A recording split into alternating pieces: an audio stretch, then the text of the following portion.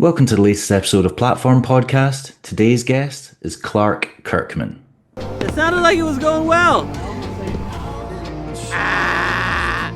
Depending on the era you started rollerblading in or whether or not you're from America may affect your understanding of Clark Kirkman. For example, if you're from the States, you may know him as being sponsored by K2 Skates and then later Razor Skates, or you may know Clark from his time as a camp counselor at Woodward. Most people in recent years will probably know him as the owner of Faction Skates, who have released quite a number of models in recent years, have a sizable team, and they've so far given pro skates to Shredpool and most recently Cameron Card. They've also just announced their Faction Plastics V1 skate, which is modelled after their carbon tactics skates. I always get that mixed up, but the carbon model is basically a plastic reimagining of it, but obviously in plastic form. And it was showcased at Winterclash 2025 in Eindhoven last month, and pre-orders are already set out, and it's going to be out in April at some point. So I thought it would be really interesting to catch up with Clark, just find out about the highs and lows of running his own company, what inspired him to do it, his thoughts on the industry and what it was like appearing at Winterclash, the philosophy behind the team, because they've got quite a random misfit group going on, which I quite like, and basically just kind of take his views on a lot of things, because I've spoken to Clark a few times at Winterclash. We've kind of had back and forth over the years on social media, and he just comes across really well, really down to earth, doesn't take himself too seriously, clearly very passionate because he's invested a lot of time and money into Faction Skate Company. So just loads of things I want to pick his brain about. I think it's really interesting when you speak to these guys that invest so much of themselves in the industry and take a really big financial risk to pursue something that they believe in, because everyone knows that starting a rollerblade company is probably not going to make you rich. So in order to do it, you do have to have quite pure intentions. That's enough of me rambling on though. Cue the music.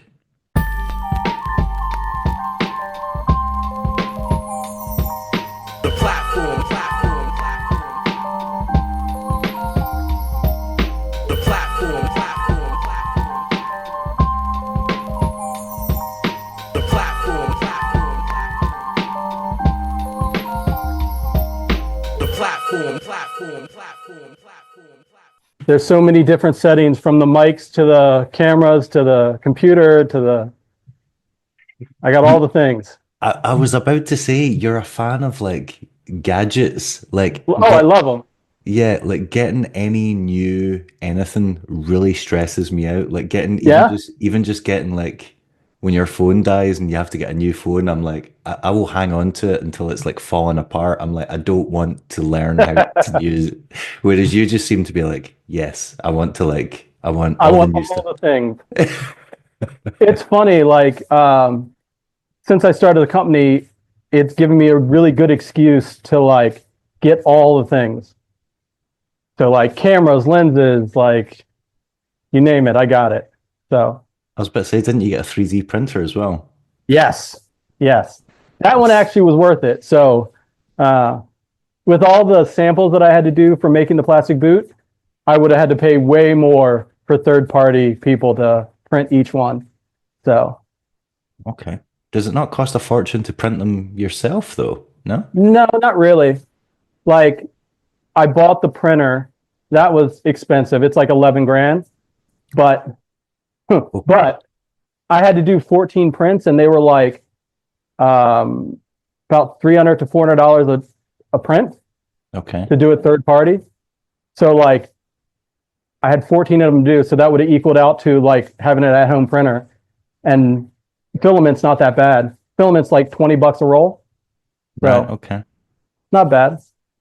All right. It made sense in my head. So hey, as long as it makes sense in your head, that's all that matters. Yeah. I was expecting you to be all like hot and sweaty. You said you'd just get in from being skating. Yeah, it's beautiful right now. It's like 50-ish degrees. Like nice. I'm old.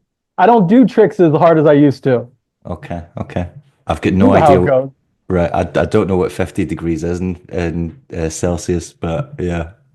It's pleasantly nice without being too cold. Right. Okay. Okay. I was also out today and it was not pleasantly nice. Oh, It was just cold. It was cold and windy and grey in Scotland. Yeah. yeah. Yeah. Yeah. It's been like that. Actually, the whole time I was traveling, it was frigidly cold here, like below freezing, snowing, all that stuff. And as soon as I got back, it turned to like semi nice weather. Right. Okay. It's one of those things that every year around this time we get a fake spring. Like it turns nice for like a week just to show you what it's could be, and then it turns back to cold. So we're right in that fake spring weather. Okay. Where I think I've got it in my head Connecticut, but I don't think that's right. No, east coast of United States, so like Midway in Maryland. Right. Okay. Okay. Yeah, right above Virginia, right near DC. Right. Yeah. Ah. Is are your wife and kids not like dad, you're away a lot. They are. But again, it's like one of those things, it's like because it's for work, I'm like, hey, it's for the business. I gotta go do it. Um, but when I'm home, I do double duty and help out as much as I can so I don't feel guilty. I love it when Americans say duty. It's one of my favorite things in the world because it just sounds like you're saying shit. Yes, yes, it is. Yeah, it's how it's probably feels around the same way as when you guys say aluminum. It's the correct word is aluminium, and I love it. we invented the English language, Hey, so hey, you guys, you're very proper. you guys stole that shit. Yeah, we bastardize it as we should. That's it. Yeah, yeah. Spelling color without a U. Yeah, it's ridiculous. Oh, Um, so does your partner know that, you know, the rollerblading industry is not that lucrative and is never going to yeah, make you rich? Is she very aware of much it? so. Right. She's Okay. quite aware. Um, yeah, it's one of those things that as time goes on, I just have to take over more and more market share so it makes it profitable. Not there yet. Okay. I was thinking about this, like, see with like, so in my completely ignorant Hmm. standpoint on the rollerblading industry, because obviously I don't own a brand and Yeah. I don't work in a shop, so I don't know what the market shares are. In my head, I'm like, there's no way the rollerblading industry is not heading for another crash. I just don't see how it's possible that you can have all these new boot brands Hmm. and if every one of them took up an even market share, which they absolutely do not, it's They dominant absolutely don't. Yeah. and aggressive. It's got to be dominated by, I would imagine, the big three or even the big four, consisting Hmm. of, you know, Power Slides, them, Yep. Razors, and then I feel like everyone else is taking up the smaller shares. Yes. With all the new brands, there's got to be at least 10, 15 boot companies now. Yeah. Even if they all had an even share, Yeah. that wouldn't be enough to sustain any of them. Uh, I don't. I don't think. I think you're absolutely correct. I think that the market share, a lot of the boutique brands, where I would consider myself a boutique brand, I would consider like standard or boutique brand. I think we're fighting to develop our customer base to help us, get to profitability. The stronger we build that customer base, the better we'll do. But I think all the companies are going to have a reckoning probably in the next year or so. Um, I wouldn't necessarily say a crash, but I would say a lot less numbers than we enjoyed the last couple years. Yeah. That being said, I really think it's more about community now than it is about the numbers per se. Because I think even some of the bigger brands are going to hit numbers that they're just like not happy with, and they might exit. Um, Yeah, I do. I also wonder about that. Like, obviously, if the new brands come in, and even if they just take, I don't know, 50 sales or 100 sales of a particular model off another mhm. brand, is that going to damage them enough that it's going to kill off the other brand? Or is the new company going to come in and invest so much money in, marketing, development, Mhm. whatever, and then they don't get the return in the first 2 years and they're like, right, well, that didn't work. We're out of here. I It's mean, I think that that's totally possible.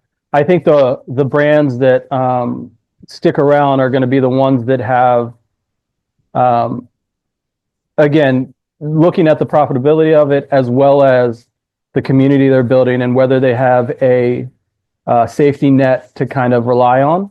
Just like during that big drop off in like 2004 to 2008, where everything kind of like the numbers dropped, there was brands just holding on that were either supported by other categories, whether that be rec skating or what have you. Um, for a long time, they were just holding on to everything that they could. I think with COVID coming, the numbers increased a great deal with like the back to blading type of skater who's getting back into it from the previous years. But again, I think that we haven't seen a uptick in numbers that is like anywhere close to like the 2000s or like 2002-ish.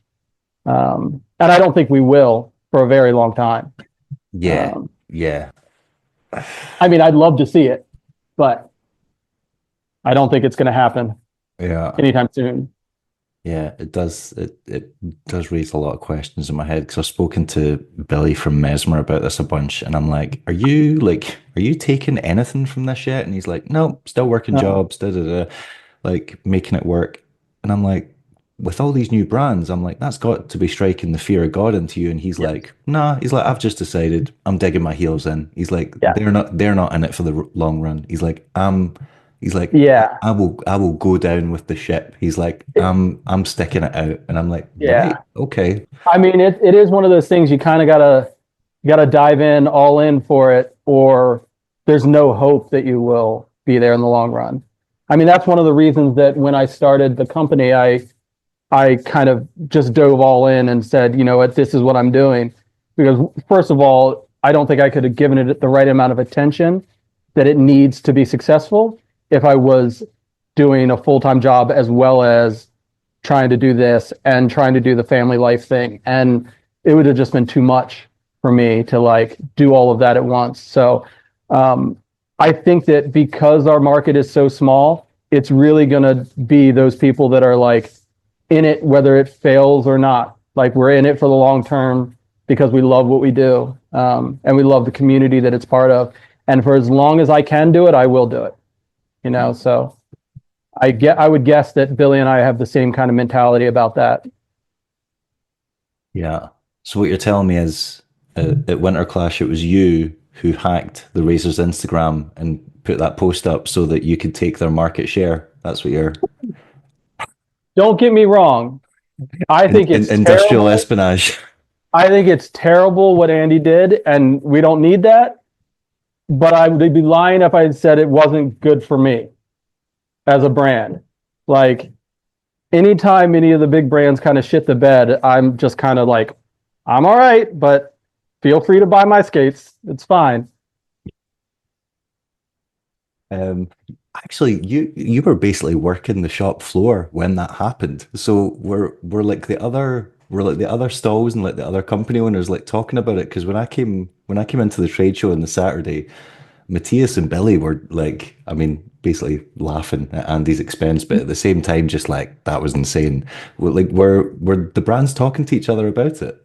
I don't think we were necessarily talking to each other about it, but we were like, where we were set up was like in the background of him taking that picture. And I remember him coming by the booth and like chatting it up with us. And we're all just kind of, we play nice and we're like, hey, man, how's it going? The normal banter that you have. And Andy was just being Andy. He is who he is, and he's been that way forever. That was the most But diplomatic description of someone I've ever heard in my entire life. yes, but he's consistently been Andy Yeah. for years. But like when I saw the post, I was like, oh no, we're in the background. That's not okay. I'm like, should I have done something while I was there, or like, it just it made me feel gross knowing that I was in the vicinity when that happened. Because I was standing there, like he had to take it when he was talking to us because I didn't see him again. Oh yeah, from the perspective, he's obviously taken it from like your booth because Yeah, you guys were like facing their booth. yeah. And I only saw him one time the whole time I was there. So it had to be that time that he was talking to us, talking to Matthias, talking to people in general. It Yeah. was, yeah, it's unfortunate. Yeah. Um, it's just quite interesting, like when you see the reaction to it, and there's lots of people that are like, "Wow, that's actually kind of disgusting," and then there's other people like, "Is that even racism?" They're like, Yeah.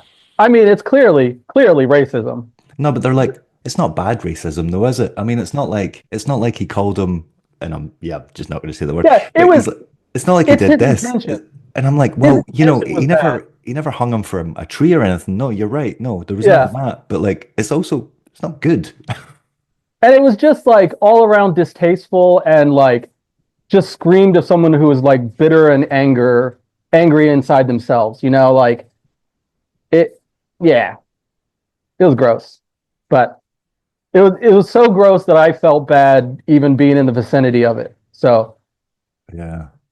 Yeah, it was a but weird one. Yeah, yeah. He also told a few people that it was just a joke, and he doesn't understand that people didn't take it that way. And I'm like, that's not really the point. yeah, But okay. yeah. I mean, it's usually that type of joke comes from people that have never been affected by it at all. And me as a African American man, it's like, okay, I get it. It's not cool.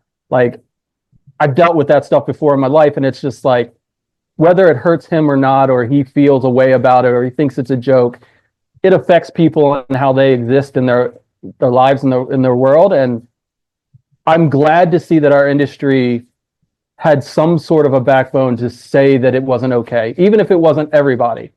There was enough people that made him know it's not okay. Yeah, I do. That's another thing I was wondering when this was all happening. I was like, if this happened around 2001 or 2002 or even up to 2005, I don't think it would have been a big deal. would anyone have given a shit? And I'm leaning towards no. I think people would have cared, but I don't think people would have risked anything of themselves to say anything about it. Yeah. I mean, Yeah. because rollerblading likes to pretend it's really progressive, but there was a lot of interviews during that time where people are throwing out Yeah. inoffensive terms like, oh, Yeah. no homo and stuff like that. And Yes. you're like, why do you feel the need to say Yeah. that?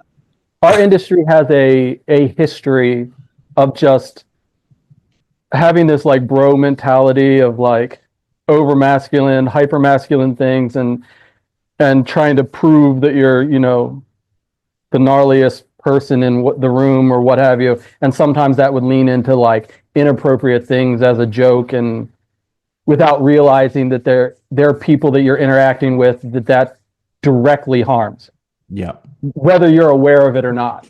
Yeah. I mean, it's only been the last few years that sponsored skaters have openly said, I'm gay, Yes. or Yes.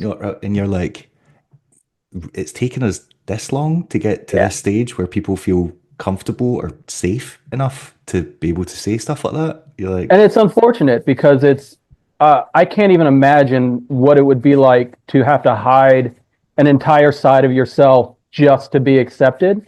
That I would never want anyone to feel that way, at least in my presence or in anything that I represent. It's really important to have diversity of thought and like people to feel safe in who they are around me and the things that I support. So this kind of stuff always is kind of like just makes it super uncomfortable, whether people are willing to voice it or not. It's like I'm glad to see that blading was able to like at least come back with some yeah, perspective that was on the side of right. yeah.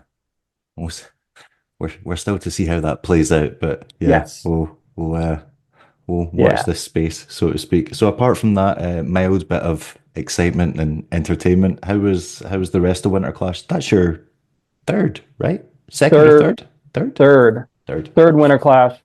It was, it's great. I mean, Winter Clash is one of those things that it feels like the Super Bowl of our industry. So like it is chaotic as hell. Like just people everywhere. And like I would say I'm borderline an introvert, but I've learned how to be an extrovert. So by the time Winter Clash is over, I'm over it. Like I don't want to see people. I don't want to see anything. I'm just, and rollerbladers are a specific type of person Oh that yes. that Oh that yes.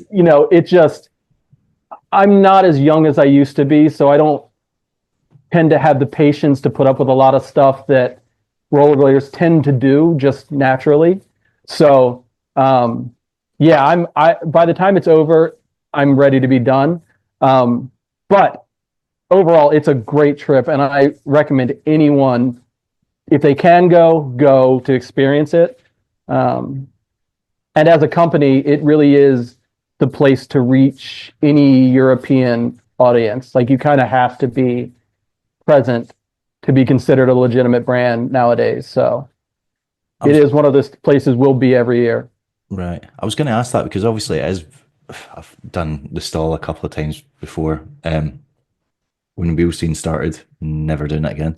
Um, it was painful. Um, Yeah. do you like obviously doing events like that is not profitable for you guys? I mean, it's expensive to fly there, to accommodation, especially if you've got team members coming Yes. or whatever. And then, even if you are selling products, it's very difficult to make that money back.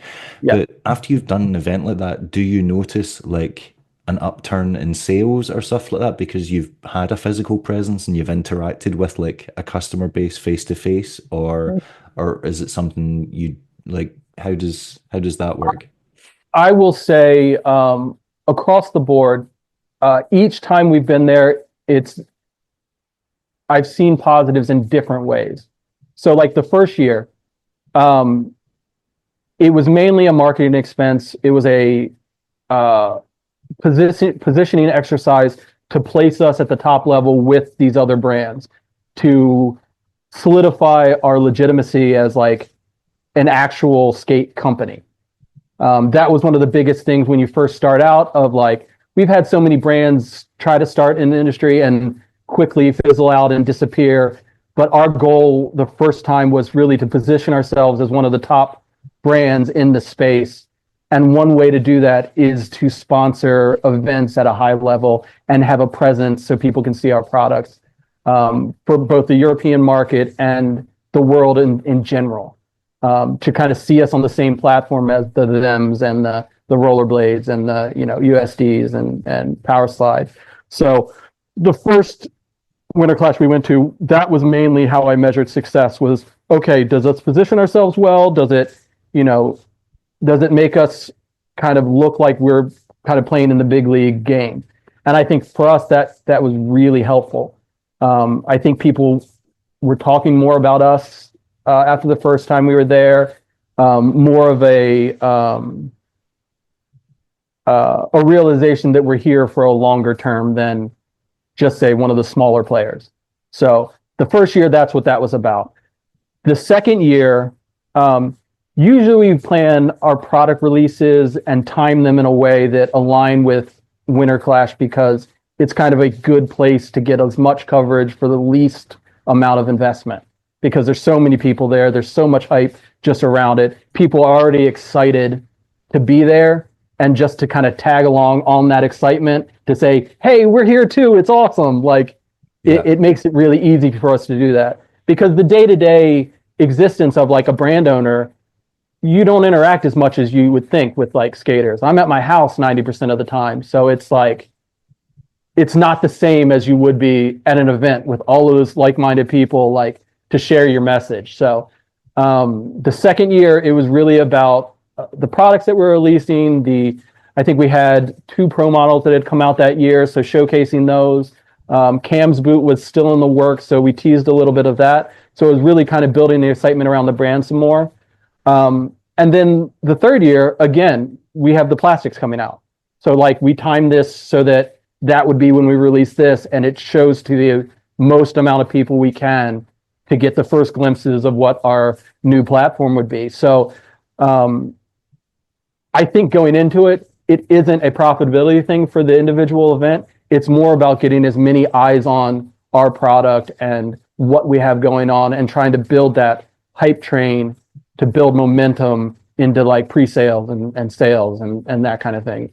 So there's not necessarily a direct correlation to profit from those events, but it definitely positions ourselves with all the other competitors really well, and it gets a bunch of eyes on our products, which is always a struggle in a small industry like this. So Yeah, yeah, I can imagine. What was the reaction like to the new skate? surprisingly, it's been really good. I'm Why, why surprisingly?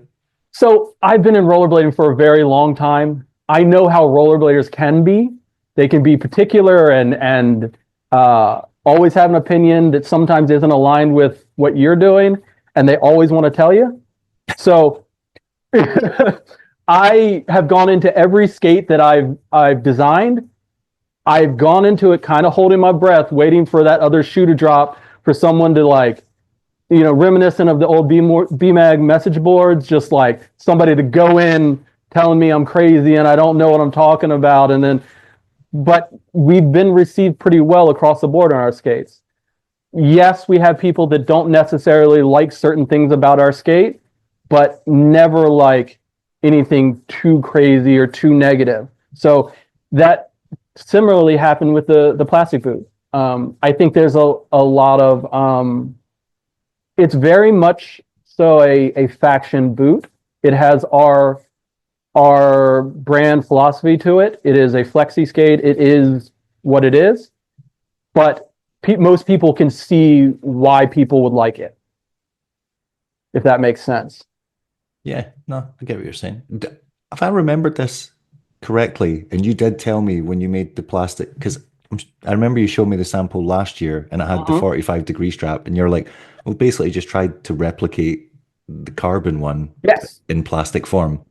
absolutely. Right. Okay. I've Yeah, not misremembered that. Right. it was one of those things. When I started the design process for the plastic boot, I struggled with the idea of like, how do we make a plastic boot without it being a USD7 or a Fifth Element or a standard Omni? Like, how do we? Your foot's only a certain shape. There's only so many ways you can develop it to like make it distinctively yours without people saying, hey, that reminds me of this boot. Oh, it's just a mix of this boot and that boot. Like, I wanted to distinctively people be like, oh, that's a faction. And we've established a silhouette in our skate design process so far that I believe has worked pretty well.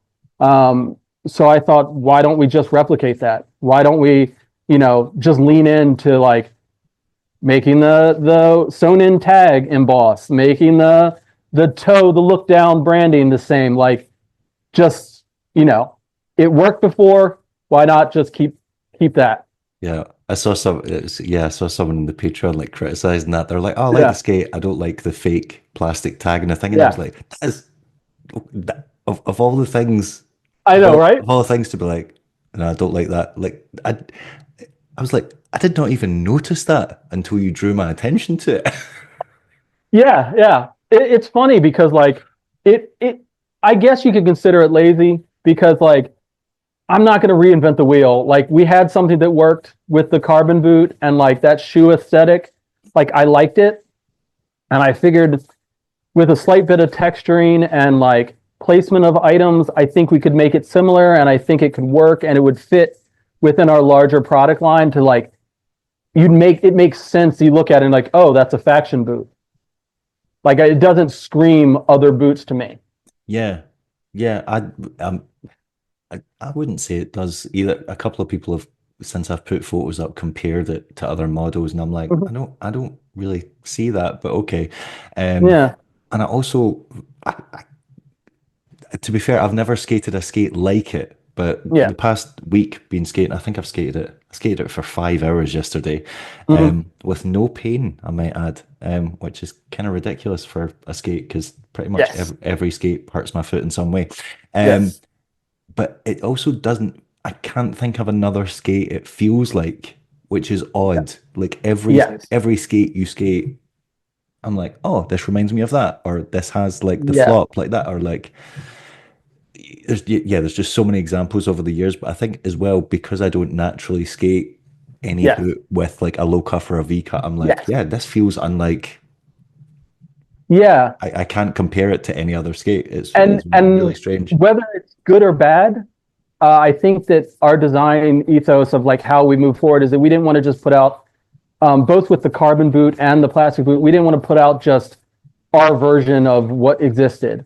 I had looked for a skate that fit the way that I wanted it to fit and wanted it to feel the way that I wanted to feel, but I never quite found it. I'd always have something that like this one thing I didn't like about it, or like nothing ever aligned with my what I prefer in skates.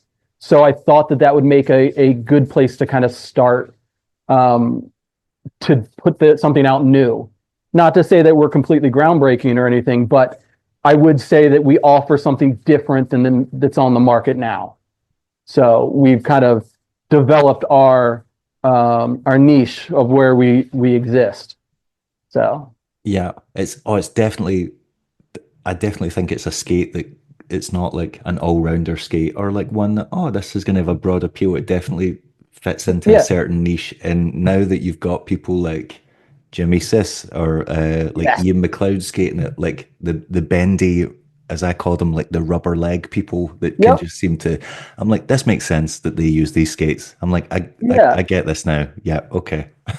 It's like, yeah, I want to make sure that our brand represents, there's a reason that you would buy our skates. They're not for everyone, but for the people that like that type of silhouette, both carbon and now plastic, we there's a reason you would buy our skates. Um, I see in a lot of competitors them making product lines that cannibalize their own sales because they basically put out the same boot, just different, and they fight each other on why you would buy a specific one versus the other. I really wanted to make sure in our product line it was very distinct that like carbons are for this reason, plastics are for this reason, and our urbans are for a separate reason, and try not to muddy the water between the three, if that makes sense. I do know what you mean. Yeah, especially in the last 12 months, I've seen Yeah. companies release products, and I'm like, surely that's going to murder your sales Yes. of the original or the older product. I'm like, Yes. why would you do that? Yeah. I mean, my background or my professional background is in like marketing and like design and marketing. And one of the things that I noticed in blading in general is that a lot of people start companies because they were a good blader in the market, but then they don't necessarily have the sales background or the business background to like delineate their product lines in a way that is beneficial for the larger picture. Because we're such a small industry, you haven't necessarily had to do that. You could build a brand on your name alone and maybe one product, but then when you get to be a larger brand and you have all these products they do, it just muddies the water and cannibalizes sales from one to the other. So I really wanted to make sure that when I developed this, that we had kind of rigid silos of what those products offer for customers, as well as our strategy for sales on how to release them in a way that's not cannibalizing each of the sales. Okay. So who's designing the skates? Are you designing them as well, or do you have like because I know that So Justin Thursday obviously helps out with like various elements, but like how much of it is you? So a lot of it is me. Justin has helped me with a lot of the hard good design. So like CAD work, so the computer aided design work. So like all the hard goods of like sole plates and frames and like a little bit of cuff design. I also rely on some of the factory engineers to help with some of it. Some of the plastic boot design was done by them because they had the capability to do that quicker than Justin could have for me. Hmm. I've also worked with Mike Rios to do some of the soft good layup No for way. the original carbon boot, like how that layered up to make the boot. He helped me with that. So He's come um, a long way from designing denial logos. yeah, yeah. He was really helpful in those beginning phases to like figure out how we wanted to design it so it looked nice. Because I have like more of a graphic design and marketing design background, so that was a whole new process for me when the company started. And they work for me as contractors for projects as I need their help. But a lot of it is me just going back and forth with the factory, them sending me samples, me saying no, this doesn't work, and working with them to make that happen.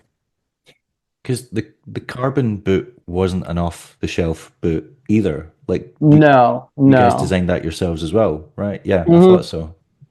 So the carbon boot, the process for designing a carbon boot is pretty straightforward, and like they're all kind of designed the same type of way with the carbon shell at the bottom, and it comes up to where the cuff attaches. They're very similar across all the brands. So it was not off the shelf, but the process is similar. So we can give them feedback of how we want it to look and what that layup looks like. And then they gave us samples. Like I have some of my T1 samples that are like the materials they use I didn't like, and some of the things that we had to fix during the initial process. You can kind of see the growth when we were developing it of like, okay, that looks like trash, but we're getting to a silhouette that works the way we want it to. Um, so So what a what lot of this manufacturing is a lot of back and forth, a lot of like samples. that's what I was wondering, like what was the timeline, like rough ballpark from submitting, I don't know, the first plans or whatever to the manufacturer and actually getting something back that you're like, all right, yeah, I'm happy to put this into production now. Like how long did So that take? I would say the carbon was in development for 2 years ish, 2 years of straight back and forth with the factory. I did it piece by piece too. So like the first thing that we developed was the sole plates. That V1 sole plate with the squared off heel. That was the first thing that Justin and I designed. We got 3D printed samples, and I was testing those sole plates on different boots, other flat boots that I had ridden, just to kind of get the silhouette that I was looking for while the factory was iterating pieces of like the boot part of it. So we had the sole plate done probably within 6 months, and we were waiting to finish out the boot part of it to put it together to start testing. Okay. Um, but literally, a lot of it is like we give feedback. I'll send an Excel sheet with all of my edits on what needs to change on the boot, and then they'll take a month or two to make it and then ship it to me. And then I get it and I instantly know what needs to change, because it's like you put your foot in it once and you're like, oh, okay, scratch this, change this. And then it's another 2 months till I get the next sample. So that process really just draws out. I mean, that's the crux of skate development, is trying to shorten that process to be as quick as possible by making the changes that have to be made and not just the ones that you'd like to have made, Hmm. and knowing the difference between the two is what kind of speeds up the process a little bit. I do not have the patience for that, so that's another reason not to ever venture into the rollerblading industry. Like, were there any like production issues like after the first ones came out, or like because obviously I know like Standard they've not had that many. They've had the normal amount that you would expect Yeah. with a plastic boot, manufacturing issues that they can't control. You agree all the stuff and it arrives and you're like, that's not what we agreed. Um, like did you guys have any like issues or teething problems at the start? And like how many from the first model that you released to now, like have you had to keep updating and fixing things, or has it been a case of, oh no, we can just have this in a different colorway, we're happy with this? No, I think no matter what if a company tells you they don't have production issues, they're lying to you. It is constantly kind of updating things and making things nicer and choosing things, because when you're designing the skate from scratch, you get to a point where you're ready to release, and The biggest thing you would say, so one of the conundrums I always have with people we talk about skating and companies is like, why does hardware always suck? Why do bolts always suck? Because they're the last thing that you do. And by the time you get to them, you're like, this shit needs to go to market. We can't wait any longer. Like, that's why you get to the bolts and you're like, they're fine for right now. We'll update it the next run. Like, that's a common thing that happens. And it's always the bolts. It's always the hardware. You find out, oh, this one version, they used a cheaper metal because they were trying to save money. So they may break or what have you. Like, and you have to reiterate those things to your factory to say, hey, this is important. The quality is, important for our customers. They're paying a lot of money for this. You need to fix this. And they'll fix it. And they'll take a discount off the next order. And there's a lot of that going back and forth that happens from production line to production line moving forward. That happens less depending on the platform. So all of our carbon skates are basically handmade. So like the process of making a carbon boot, you make the carbon piece on a last, it's hand laid, epoxy, and then someone assembles all of the leather and stitches it all together and hand glues everything. So in that process, there's always an opportunity for someone to mess up or cut it a little shorter or cut it a little longer. As we get production orders, that's one of the reasons that everything ships to me so I can do QC before they go out. Things happen, grommets break, that kind of stuff happens. There's usually factories work on like a 5 to 10% failure. Like there's a acceptable amount of defects on one order, and usually it's like 5 to 10 pieces per like a 200 piece order. Okay. And then they'll discount you on the next one, so you don't get the money back for necessarily the broken ones, but they kind of roll it forward on the next order. So there's always that type of stuff that you run into that you work with the factory about. But surprisingly, it's been pretty good for our releases. There's nothing been too catastrophic where we've had to say, we can't sell any of these. I was about to say I've not seen you like having to like recall a product or do any of that kind of stuff. So no, because that feels like in such a small industry, like if that happens just once, it can be a nightmare. I think that the closest we've come is probably on Cam's boot. When I went to China recently, there was some things that they sent on some production orders that like it just wasn't functioning the way that I wanted it to function. So it prompted me to go to China to kind of work with them to like solve it so that we could still put out the boots that we had made. And right now they're in the process of fixing those so that we'll be able to send them out. It delayed it, but at this point it's like I'm really confident in what they're putting together to be able to fix that solution. And I'm glad we called it before I had all 200 pieces of that order here, because this is my living room that all these skates are in. So I'm not going to be manufacturing anything here. So 200 pieces. So Cameron skate is that's how many pairs of skates? 200 pairs of skates. So the way that I run our orders are, so we have like the black versions and the white versions are our generic model of skate. We order more pieces of those, say 400 to 600 pieces that we can fulfill shops and order from. But our pro models, we limit a lot of those pro models to like 200 pieces. Okay. So that, because usually they're a little more wild, they're a little more bold of choices. There's just more involved. And they're not necessarily for everyone. I'm not going to comment on the shred pull colorway. We're gonna put that to one side. That's an individual choice. That's an individual choice. It's one of those things that I love. I love the way they turned out, mainly because of the historic value I have from. It reminds me of a K2 250cc that I rode for so long. I was going to ask you about this. I was like, because I remember Yeah. seeing footage of you when you were younger doing like true Yes. spin topsides and stuff, but I couldn't remember what skates you were wearing. And then Yes. as soon as I tried the plastics, I was like, this skate feels like it's designed by someone that wishes K2 was still around. Yes. I rode for K2 for the longest time. Right. So like that's where my like formative years in blading were. I think K2 always made really well engineered skates, but they didn't always look great.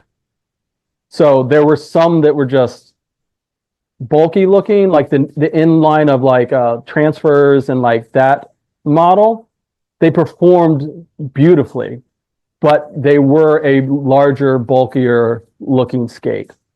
Um, but I loved them. So I think I've skated every pair of K2s that have come out from the original fatties all the way through like the backyard bobs and like 250 cc's and then into the transfers. So that colorway specifically, that gray and red and black colorway of the 250 I remember. cc's, Yeah.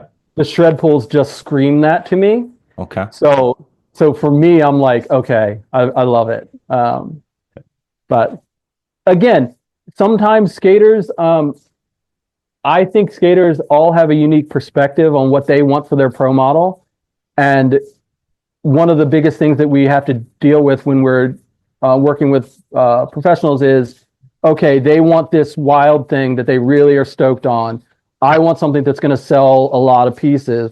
To find that middle zone of like personality of the person as well as marketability, and trying to like grow it to be something that can hit the market and sell through. Um, Yeah. and red historically is an uphill sell for everybody in the market. It's a love or hate thing. So, um, but I'm really happy with what we put out because I loved the arrangement of colors.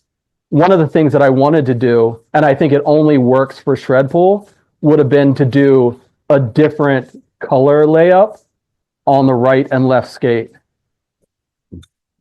Like do it, just lean in and just like be that wild chaos. And I think it would only work for him. But yeah, still an uphill battle. Yeah, that would have upset me to look at. I'm not gonna lie. Um, so is there a royalty situation with pro skates? How does it work in Yep. terms of the what's the situation there? So all of the skaters, our pro, everyone who's on our pro team gets 1% of every skate that's sold. And then for their Like pro model, all skates. all skates that are sold, they get 1% royalty for every skate that we sell. And then for pro models, they get an additional 9% for their pro model. Wow. Okay. So that's total of 10 if it's your pro model and 1% across the board on every skate that's made. And that's 1% of MSRP. So MSRP direct sales get a little bit more because it's a higher price. And then shop sales, they get 1% on what we sell it to the shop for, if that makes sense. Yes. Easier for me to calculate it all if it's just like 1% off of what we sold it for. So I failed high school maths, but I'm familiar with the concept. Yeah. cool. Which also, well, oh God, I'm gonna try and remember everything I want to know, but that does bring me on to the topic of the team. I feel like faction is quite unique in that sense, in that you've got like them skates that I feel like are trying to be like the coolest. And then you've got Yes. like Mesmer who are trying to be like alternative and edgy. And then you've Yes. got USD who I feel like are trying to be the kind of like athletic brand. Like our brands, Mhm. our riders win skate competitions or put out like Yep. burly, manly street sections or like, Yep. and then I feel like you guys are like I had a term for this stuff. Yeah, I feel like the team is like the misfits Yeah. of I feel like they're all talented, but Yep. like it's all people who've been overlooked by other brands over the years Yeah. or never properly put on other brands like Yeah. China. China Yep. never had a proper boot sponsor. Yep. She had Yeah. brands giving her skates, but Yeah. they weren't legitimately putting her on and saying Yeah. this woman is on our team or on our pro Yeah. team, or they were just giving her product. Yeah. Or then you've got other people who, like one of your most recent ones, like John Fromm, who's had a bit of a rough ride in the industry and been added on to teams, and then kind of just they're like, brands add him, and then it seems like they forgot why they added him, and then they're like, oh, we don't want to do anything with you. And they're like, you put him on the team though, Yeah. like just don't put him on in the first place. Yeah. Uh, I think that like for me, developing the team, given my background in the industry and like the experience that I've had with other companies, I wanted to do it a little differently than I think other companies do. okay, So traditionally in our industry, the company stands as the monolith of the style, and then all the riders have to conform to that style or they're not part of the look or lifestyle of that brand. Them is a good example of that, where all of the riders kind of fit into what them promotes as, you know, the cool look or the brand or the feeling. Mesmer does the same kind of thing. It's like they're all kind of similar executions and different perspectives, but they fit under that brand umbrella. I wanted my company to be the platform that all the riders can demonstrate and showcase their perspective on blading using our products. So we're just the platform for very diverse thoughts and how people can interpret blading. So if you look at our team, we have very diverse type of riders, from Eric Michael, very acrobatic, big stuff, park skating kind of perspective, to Sis that is more technical, weird stuff, off the wall kind of stuff. China and how she represents, like they're all very distinctively in their own wings of blading, and they can all represent on the same product, if that makes sense. So it was really important for me to have that diversity across the team. Um, and, you know, it's still early to tell whether that will pay off, but I think for me, it really hits home because I've always had a perspective on blading that I like every avenue in blading, and I like to see people kind of wholeheartedly attack that avenue and like figure it out to the fullest, whether that be weird skating or big skating or hammers or what have you, or spin to win, like just like lean in and try to do it the best you possibly can. And that's kind of how I've built the team as a whole. So, okay. So what's the criteria then for getting on the team? Because the latest guy you added, I think you announced it like yesterday or the day before on Instagram, and I was like, I've never heard of this guy in my life. yeah. So a lot of it, I would say that, you know, first there has to be a underlying level of respect that I have for their game in general, and then there's the level of having a personal connection and building a relationship with them to make sure that we are aligned with like what that looks like from a being part of the team and expectations and those type of things. Because inevitably it is a business. You know, we are trying to market rollerblading to the masses, and I think that everyone that I've added to the team has a perspective that I need to make sure that they want to promote and they want to be here, and it's not just to get free product, if that makes sense. Yeah. It's more of like wanting to be a bigger part of that picture, and being part of a brand and making sure we're aligned with that. I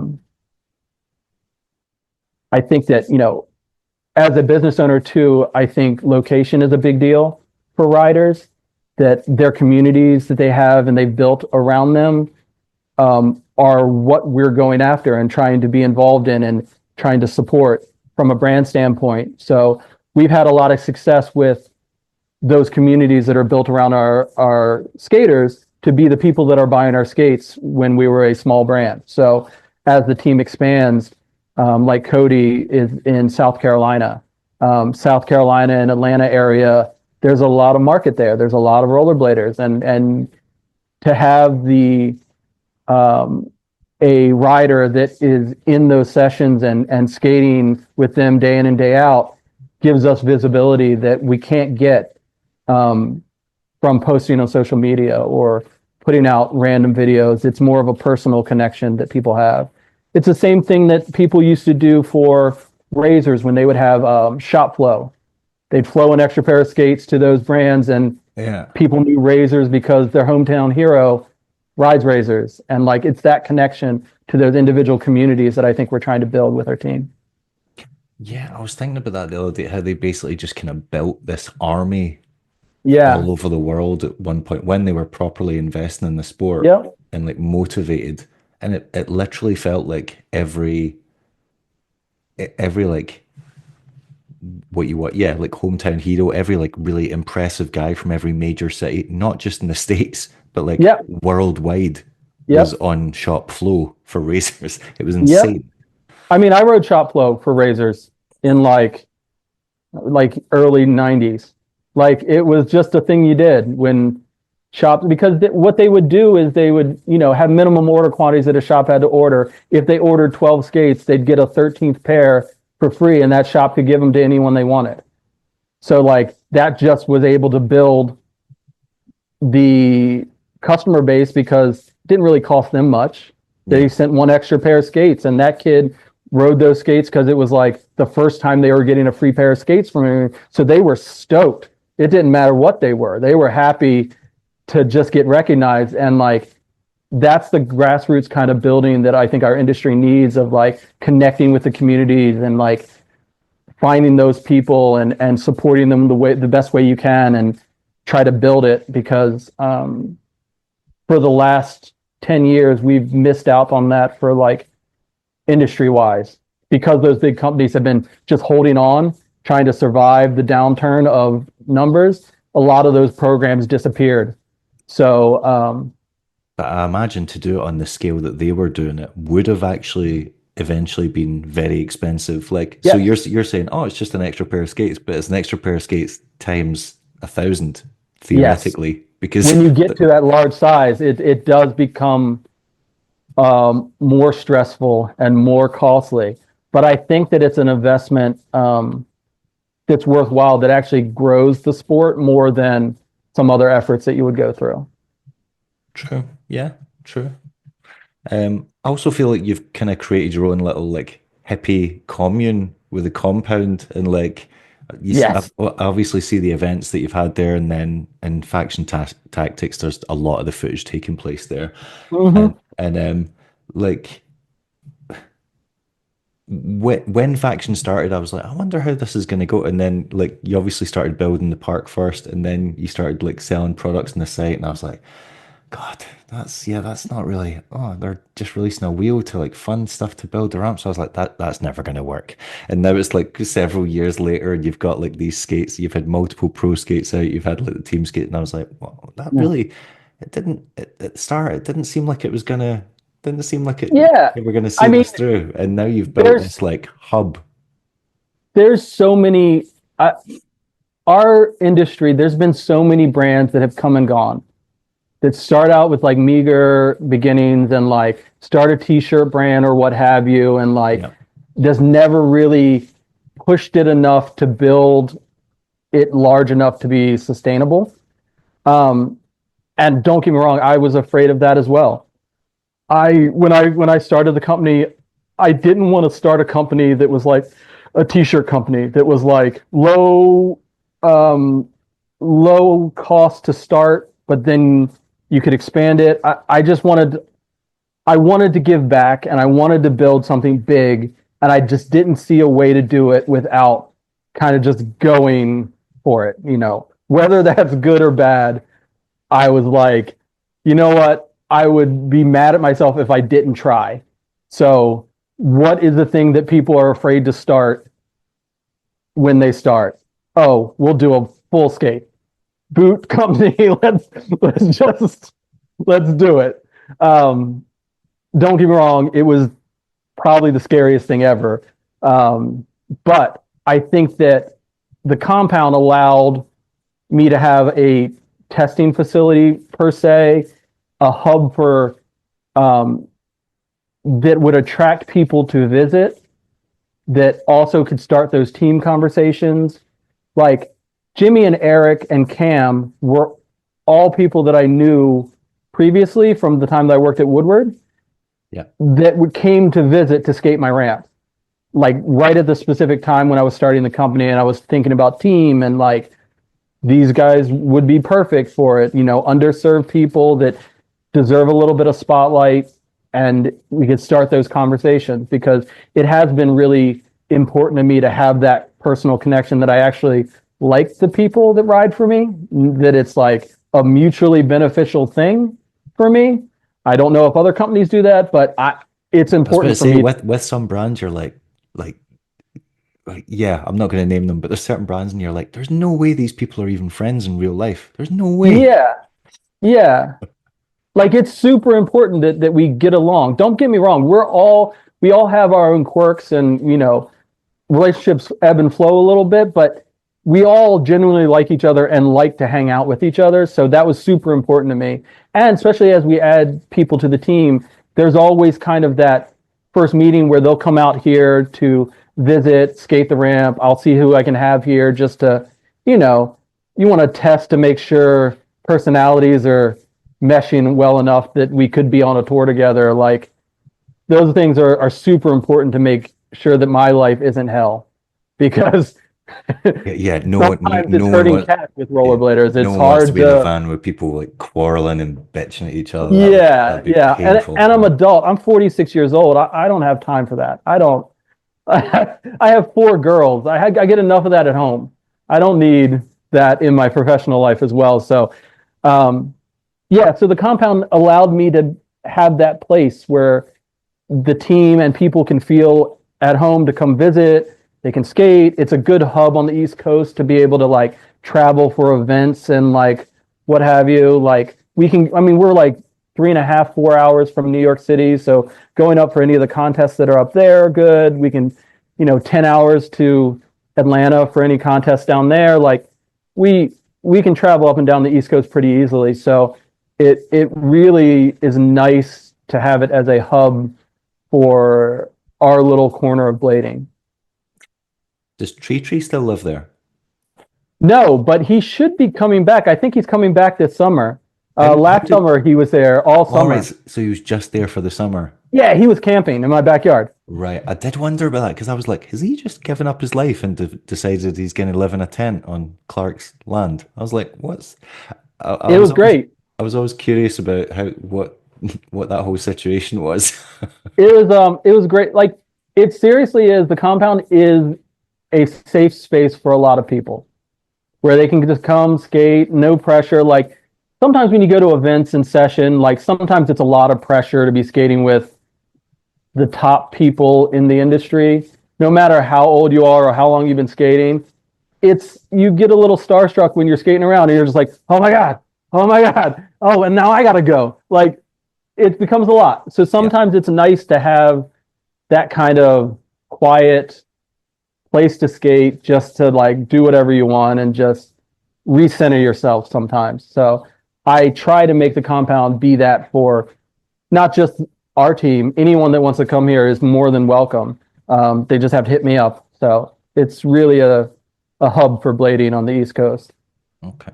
How much of a democratic process is it then when you like find someone or like strike up a relationship with someone, you're like, oh, I'd like them in the team. Like, do you ask the other riders, like, what do you think of this guy? Or like, is anyone get any objections to this person being on? Or yeah, I try to include the team in all of those big like pro team decisions.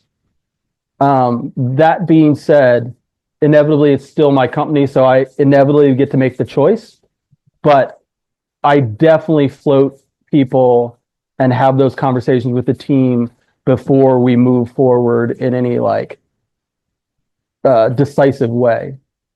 When Fromm came on, it was one of those things. I had talked with Fromm a bunch just about the possibility of it, and then after I had been talking to Fromm a little bit, I was like, okay, it looks like we're moving in that direction. Let's, bring it up on the group chat that we have. We have a text chat with the pro team that random information goes on from the company, and like I would usually bring it up there just to talk through it, just to say, what do you think about this, and what does that look like for you guys? Any objections, that kind of stuff. And everybody's been pretty good about voicing their concerns if there is any, and usually,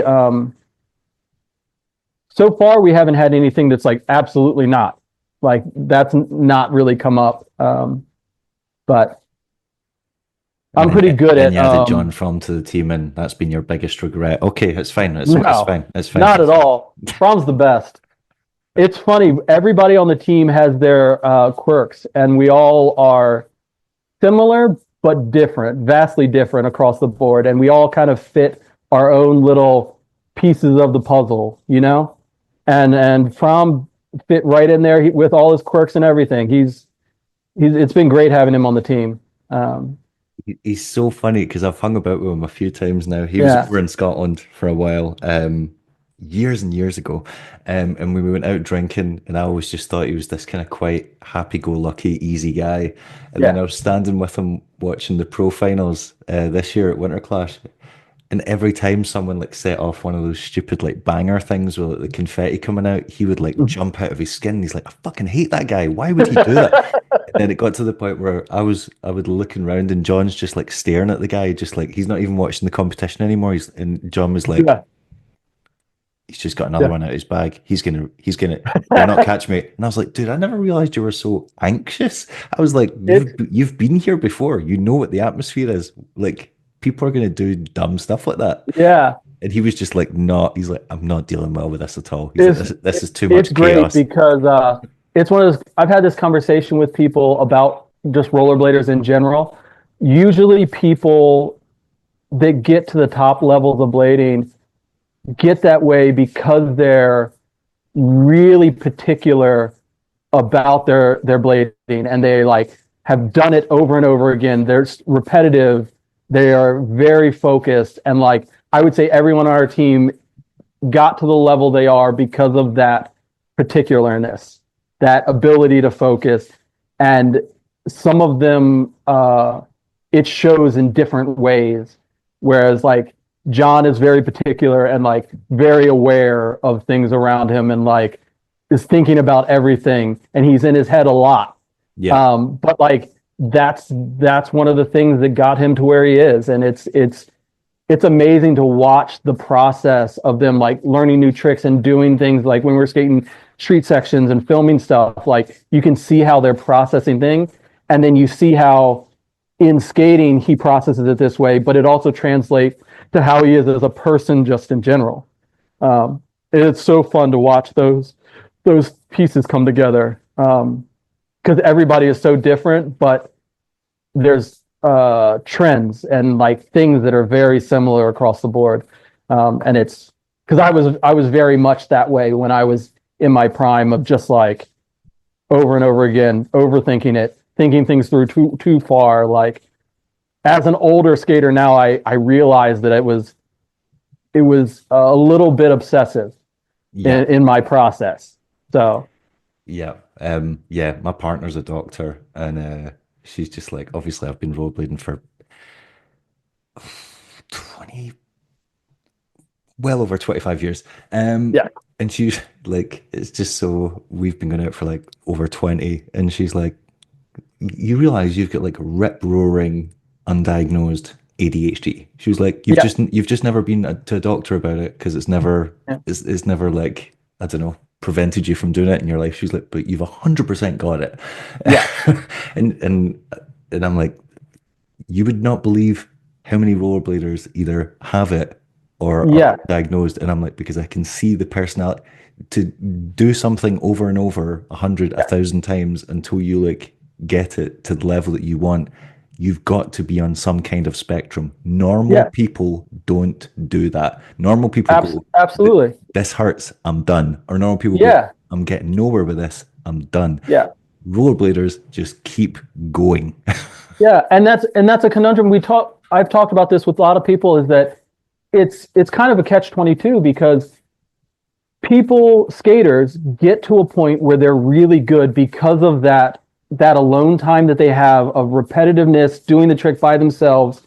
And then they get to a pro level where they start riding for a company. And then the company expects them to be this outgoing person that is all about shaking hands and like being that guy, when their entire career up until that point was, I'm skating my box at my house, doing a topsoul over and over again. Those aren't the same type of people. So when brands expect those riders to be that outgoing, sales-minded person, it's always that, like, that's unreasonable to ask for sometimes. Like, sometimes you just have to like let them grow in their own way, and like, how can we represent and you do what you do best, and how can we showcase that in a way that helps the brand and helps your brand and like builds that personality in a genuine way, and not just like throwing them to the wolves to say, all right, we're at this demo, go to the masses, good luck. Yeah. Like, it's unfair sometimes. Well, some people, that extraness in them manifests itself in their personality, and they turn out having an extra personality as well and being like really outgoing and in your face. Yeah. But yeah, like you said, like other people, they're like so obsessive and like happy to spend hours alone, like mastering something, that they're like, wait a minute, I actually don't really feel comfortable interacting with groups of people. Because I'm not used to spending that much time with large groups of people. it's all an acquired skill that, you know, everybody can get better at it. They just have to do it a lot. But some people don't want to. Like, that's not their cup of tea. So I tend to appreciate the people on the team having their own quirks about any number of things, and that they're all different. And it's interesting to see who excels where and what pieces they enjoy doing versus what they don't enjoy doing, and like trying to cultivate those relationships to take whatever they want to do in blading to the next level, and like let them be the guide of what that looks like. Because if they're not into it, I don't want them to do it. Like, I don't want it to be done just because they're getting free skates, or they're just because, you know, they ride for me. I really want to get them going the direction they want to go, and how can I support them make that, you know, path. Yeah. Yeah, it's quite the amount of times over the years someone's like, oh, get this person on the podcast. Like, that guy's my favorite skater. And I'm like, do you honestly think I've not asked? Yeah. And they're like, ask again. And I'm like, I'm not badgering like, if they don't want to do it, you've got to just respect their wishes. And if someone gives you an inkling that they might just not be into it now, then I'll hit them up again. But more often than not, they're pretty clear about the fact that they just don't feel comfortable with that format. So just leave them the fuck alone. Yeah. And I mean, also, people also don't get the idea that it might not always make a good podcast. Exactly. They're like, that guy's my favorite skater. And I'm like, that doesn't mean he's going to have it. Well, without being too blunt and harsh about it, just because he's an incredible skater doesn't mean he's going to have anything particularly interesting to say. Yes. Yeah. And that shouldn't hurt anyone's feelings. Like, that's just what it is. Like, some people just, your life can be as exciting as you want it to be, but if you're not the talker and you're not the like somewhat of a storyteller, like, how interesting can that be? Yeah. If it's just going back and forth, question to question, it's not as riveting as you might want it. So, or like, even you'll be like, oh, but this guy's been on all these like legendary tours and he's had all these like iconic sections, and then you'll have them on, or they'll be on like Jump Street or whatever, and you'll ask them about them and they can't remember anything about it. And even you're like, you don't remember this time like that building burnt down when you were in it and did it? And they're like, nope. Or they're just the dude that was in the back of the van that didn't say much. Yeah. That happens too. Because there's always those dudes that like, they're just introspectively in their head, and then they get out, kill every spot that they're in, and then they get back in the van and they're just, that's what it is. Yeah. So everyone's different, man. They got their own things. Yeah, it's I'm trying to convey that to people, and they're just like, I just don't. it just doesn't process, and you're like, Yeah. you don't have a friend. You don't have a friend that's amazing at something, but they're just like they don't have any chat, they don't have any conversation. I'm like, Yeah. everyone's got a friend like that. Everyone does. Yeah. But yeah, I'm like, that's just it's just that, but in our little microcosm, but people Yeah. don't. It's like the people begging to get Dustin Latimer on. And you're like, Yeah. if you got Dustin Latimer on a podcast, I guarantee you he would not want to talk. He would give you incredibly short answers. He wouldn't be into it. And what's funny is too, like sometimes those personalities are the ones that make the greatest impact because when they're developing products or doing their own thing, it's so internalized that they create it in their head and then put it out to the and then don't want anything to do with it. Yeah. Like they put it out there and like those are the people that are like kind of charging their own path. And that's not because they're communicating their path to other people. It's because it's internalized for them and they're just, it's the only way they know of to do it. Yeah. And sometimes those people aren't the best at vocalizing what that looks like or knowing the process. It just organically happened for them, or it happened to be the right time, the right place. They ran into the right person. You never know. Especially back then in rollerblading, like it was so hard to get noticed or become something in the industry because there was no internet. We didn't have Instagram where you could get known fairly easily. You had to wait for videos to come out after you ordered them from a catalog that came in a book, like that you saw at the library or some shit. Like, It is. I've brought this up quite a bunch of times in recent years, and I'm like, we live in an industry now where someone like Bobby Spazov, this random kid from Israel, yes, just posting Instagram clips, just yeah, banging skate park Instagram clips. Then he went to a couple of competitions in Europe, yep, did well, just a couple, not even that many. And now yep, he's got like several pro skates. That would never have happened in the 90s. no, If you weren't, no, if you were not Bruno Louvet and going to ASAs and Nisses all over the yep, world and winning them, or going or spending every penny you had flying to America to yep, get exposure, you were not getting on Senate and Rollerblade no, K2. That was not fucking no. happening. And also the thing is too, like people don't seem to understand how the industry works as a whole. They think that just because you're good at rollerblading means you will get on these teams. It literally has very little to do with it. Like, yes, you have to be a minimum level of skill and able to skate, but it really has to do with knowing the company owners and having those relationships and building those relationships. Like, that's why the industry was so heavily filled with California skaters because that's where the companies were and they saw people in those sessions and they built those relationships and that respect level between them.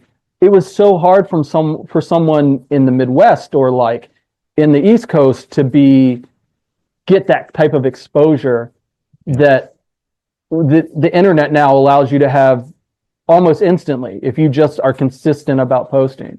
That's why every like pro skater that came up usually came from a community hub, whether that be like Philadelphia, where there was a filmer, like Majet was the filmer, and he propagated all of their careers based on the videos that he made and who he showcased. Same thing with like Atlanta, with like Skate Pile and like, Andy Cruz and all of them. Like there was a hub and somebody was a filmer down there, and that's how they got clips in VG. And like there was this network of how things were distributed that if you weren't in one of those network hubs, no matter how good you are, it didn't matter. You weren't going to be in the videos. Yeah. You weren't going to be on the VHS that showed up at your house. Like that's just not how it worked. But now you can like promote your own stuff and send out your own perspective on Instagram and Facebook and what have you. And you can start to build your personal brand in a way that is way easier than it used to be. And you just have to keep doing it. And it's sad to say, but like whether it's good or not, you can put it out there and you can become a personality and get that exposure. And as long as you enjoy the process, more power to you for all the good and the bad that it creates. Yeah, I do like that it's become decentralized And yeah, I didn't like that it was basically like, oh, if you don't go to Southern California, no one's going to give a shit about you. And that Yeah. all these people are like moving there in mass exodus kind of thing. I wasn't really into that. But on the other side of it, I've got this kind of thing where it's like you've got all these wheel companies now, and Yep. every wheel company is turning a number of people pro Yeah. that I feel is kind of like cheapening what it means to have a pro product because Yeah. you've literally got brands, you've got brands starting, you get individuals starting wheel companies and then giving themselves pro wheels, and you're like, not only was it cheap enough when you're like Yeah. giving it to people that say haven't earned their stripes or like you can't even like name sections they've had or stuff like that. But then Yeah. when you've got brand owners giving themselves pro products, you're like, wait a minute, where does it I end? mean, so I have a hot take or a perspective on that I don't necessarily think everyone agrees, but I I believe that when you become a brand owner, it is no longer your place to be in the spotlight necessarily. Like I think that it's a different avenue to express yourself and build products and build that brand that I'm not in my prime. I don't need products. Technically, every skate I put out is my pro model. I don't need my name on individual pieces. It is my brand as a whole. I will be known for the owner of Faction. I'm not, you know, I'm not killing it like I used to. So I want to make sure that we as a brand are able to showcase people and give them a spotlight that other brands have not been able to do. And that's not my place to be in that spotlight anymore. And I'm okay with that. Some other brands are, they don't do that. Like their owners are the person in the spotlight, or they are still relevant and doing their thing. I, I just, for my company, that's not a perspective that I wanted. I had a conversation when I first put Cam on the team when we were first starting. He was under the assumption he was like, "Yeah, you'll be on the team too." I'm like, "No, man, I'm done. I'm not. I don't want that pressure. I'm not a pro rider anymore. I haven't been for a long time, but I'm not going to be that guy that's like, here, look at what I'm doing. I'm just skating in my backyard having fun, you know?" Yeah. So, I do think but there's obvious examples where it does work. Like with Gods and Frankie, I'm like he's still skating at a phenomenal level. It makes sense that he's like the brand is in his image. Or like with Billy, I'm like he can still keep up. absolutely. But it's like it's when it's people who you're like, wait a minute, you've never actually been a name in this industry, even as like a Yes. skater, even as like a sponsored skater, and yet your name's now on a product.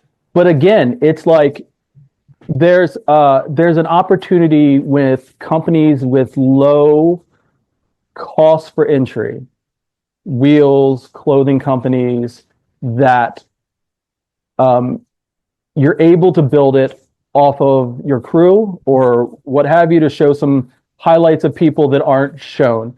As Mm, a company owner that starts it, that's the one thing you get to create and curtail that uh, shows your vision in blading. I don't think all companies have the appropriate vision for what they should aspire to. And sometimes that means they put their owner on as a pro rider and what have you. But it's pretty transparent when that happens. Like, I don't think they necessarily fool people. Like, I think the conversation happens in the masses of like, oh, that person got a wheel. And that changes how they view the yeah, company as a whole. yeah, So, and I think that not always damages, but it's not always good. It kind of positions yourself in the industry of like what tier of company you are based on the choices you make and what you do. Being a action sports company, there is a nebulous kind of gray area of what qualifies people as pro that will always be nebulous because it really has to do with who's going to spend money on you and make a product for you. So yes, they check off the box that they are, but professional doesn't mean good, or it never really equated that way. From the rider, customers see it that way, but in the business side of it, it's you're getting paid for your name on something. That's what makes it professional. Ideally, it should mean that it's a high level, but it's not always the case. But I don't think people are being fooled by it. I think. I mean, yeah, I suppose there's arguments for either side, because there's also been times where people have got, a frame or a wheel or whatever, and you see on the message, you see on like the Facebook groups and whatever, and they're like, that guy's not even as good as this guy. This guy's my favorite. Why is he not got a pro skate? Why is he not got a pro? And you're like, yeah, but, and then the product sells out, and you're like, well, they were right. They were right to give it. It's not necessarily about, maybe your favorite skater can kick his ass. That's not really the point. The point is exactly you're selling a product, and his name is selling that product. So that's the goal. The goal is to sell out of the product. And yes, in an idealized world, it would be the best rollerblader is on the best product and sells through. But even the best rollerblader, like for example, Julian Cadeau is arguably one of the best rollerbladers to have done it. Not everybody likes everything he does, but he is top level. So the fact that whether his product will sell or not, you would think in an ideal world, top rollerblader, top product, he should sell out all the time. That's not always the case. Like the pro riders don't always sell the product. It depends on the brand that they're riding for. It depends on the community that brand has built, the support that they've had across the industry. Like there's so many factors that are that determine success outside of how good the rider rollerblades. And sometimes it's not even, sometimes it is about how good they are and the legacy that they built, but sometimes it's just a fluke of like timing, that you released the product right when it was needed, or COVID hits and everyone wants to rollerblade again and they need wheels or they need whatever. Like there's so many variables. And a lot of people in the blading industry want it to be as simple as, he's my favorite, his product should be the best. And that's just not the way it is. I wish it was sometimes, but it's a weird industry we're in. It is. And Julian's a very good example of someone that I've always described as having phenomenal talent. Yes. But limited influence. And that there's no one out there denying his ability. Nope. He shows up at a competition, people are like, well, he's going to win. Some people are like, we're going to see a show. And other people are like, shit, that guy's here. Yeah. I'm in trouble now. Yeah. But that doesn't necessarily equate to when his name's on a product that's going to fly off the shelves. No. I think that Julian's a really good example of that kind of discussion that we're talking about, that, you know, I think some of the choices and the things that he's written for have been okay, and the products have been okay. I just think that he's been so focused on dominating from a competition and I want to make street parts, I want to do this, I want to prove something to the industry of his skill level, that the other stuff of the business side of it is secondary to like his like focus on, I want to be the best at what I do. And he's so driven to do that, from the street parts that he put up growing up to like that heads up section he did of like, I'm going to show you the park stuff that I do, and then I'm going to show you the street stuff I do, like the cymatics sections. Like he's doing it specifically to prove a point. And that sometimes it doesn't necessarily translate to products. It could in the future, but currently his focus is on making a point across the board. And I think he's been doing it the last 5-10 years of like winning every contest and putting people in their place of like, yeah, I'm here, I'm going to win it. Why try? You know? Yeah.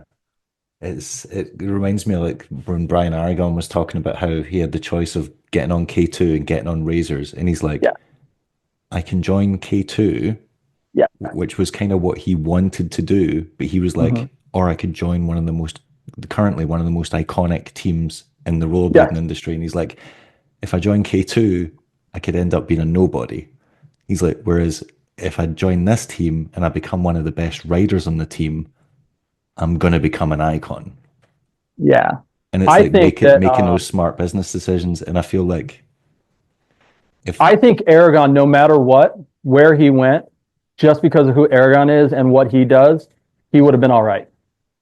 Whether whether it was Razors or he ended up on USD later or K2 in the beginning and then transition, he would have been fine because of his like just dogged approach to like destroying everything, and his skill level was kind of next level when it comes to like his execution and the particularness he had about how he did stuff and what he did, and like the relationships he built from, you know, his relationship with Adam Johnson and like other people that he filmed with to make those iconic sections.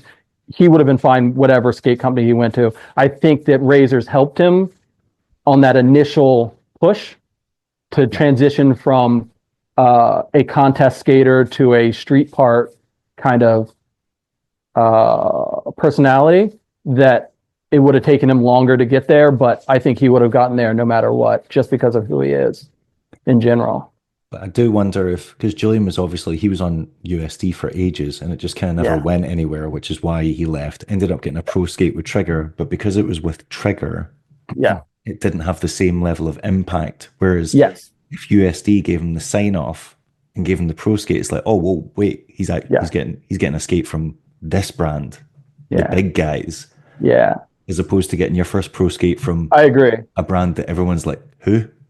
Yeah. It's I agree. I think that I think one of the things he struggled with was that he came up during a very specific time in blading, where when he was on USD, he was much younger, and he was still like that. You know, that mentality that you have when you're a young blader trying to establish yourself. Like Jeff had that. Jeff Downes had that when he was young, like killing it, pioneer.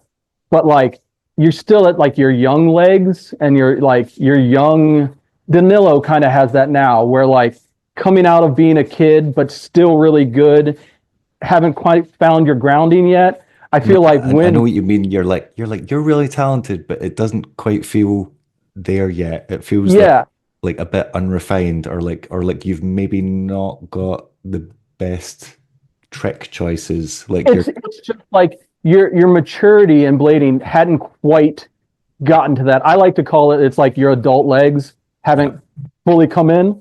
And I feel like when Julian was going through that with USD, like he was coming up as a younger skater, and then he was right at the cusp of where, in my mind, USD made a mistake in not moving him forward and doing what they needed to do.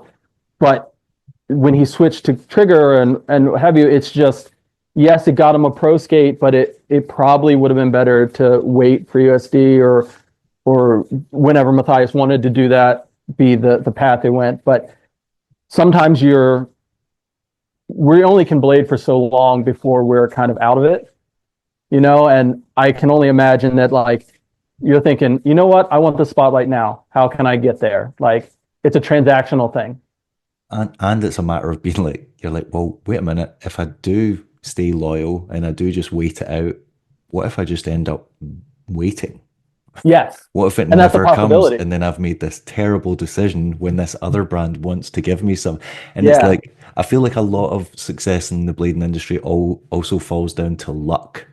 Yes. Like you can make all the Absolutely. intelligent decisions you want, but if luck is just not, or timing is just not on your side, you're screwed. Like, Absolutely. like keep coming back to Razors, but another one is like Brian Shima was on USD, one of the most legendary pro Yep. teams at the time, but he didn't stand out on the pro team because he was competing against bloody Dustin Latimer and John Julio and Yep. all these and Petty and stuff like that. And then Andy's like, "Well, I'll make you the star of my show," Yeah. Yeah. and it's like It, then he becomes Brian Shima, the guy with like 20 bloody pro skates. I think that timing is one of the most important things. And I think there's a lot of bladers that, because of when they were born and when their prime was, they just missed out on the heyday of blading by just a little bit. I feel like, for example, China is a kind of good example of that. Her heyday of like prime fell within that zone of when the numbers dropped. If she was a little bit older, she would have been in the 2002 heyday prime, or if she was a little bit later, she would be in her prime currently. But she's like right in that no man's land of like, there's a bunch of riders like that. So, for example, I think Josiah Blee was one of those people that fell into that zone of like Yeah, I would that say that's area. fair. Yeah. The Mason Richards level, that zone was like when the numbers were dropping off, big companies were leaving. If they were in their prime at any other time, just a little earlier or a little later, they probably would have been Aragons or Shimas because the numbers were there to throw money into the sport and pro model after pro model after pro model, which we didn't have in that, 2004 to 2019, maybe, like a pretty wide area there that was like the hold on for dear life. Let's make sure the industry survives kind of mentality. A lot of riders, it did not benefit them to be in that time frame. Yeah. Yeah. Definitely. Although it is kind of crazy that Josiah Blee is currently having a phenomenal run of productivity and bringing out multiple sections a year, and yet still there's He's doesn't appear to be any brand interest. he's so good. He's so good at so many levels. I wait for sections for him to come out every time now. He's literally Like just I'm, dropped like a new one yesterday. He had one in the new pleasure cruise, the boat yeah, mic, and I was like, you for a guy that basically had to have reconstructive knee surgery, I'm like, yeah, so good, so good. It's on my wish list every time that stuff comes out, and I'm like, all right, let me pop this in. I won't be disappointed. you know, But when you I think there's a when lot of people. I think there's a lot of people that have had not necessarily bad experiences with the industry, but just like not ideal industry experience. That whether they were screwed over or like weren't treated right or like didn't get the shine that they probably deserved. It can really affect how you feel about blading as a whole, and having it be such a big part of your life to then it not work out in the most ideal way that you want can be so disappointing. Not to say that he experienced that, but I can imagine that I would feel some sort of way if things didn't work out the way that I would have wanted them to yeah, with pro riders and like that kind of stuff. yeah, you can definitely understand it when someone's like worked that hard towards something. They're like, Yeah. well, wait a minute, I've put in the work, I've done everything that was asked of me, I've Yeah. done more, and you're like, and this still isn't panning out, and you're like, okay, And that it's like at no fault of their own.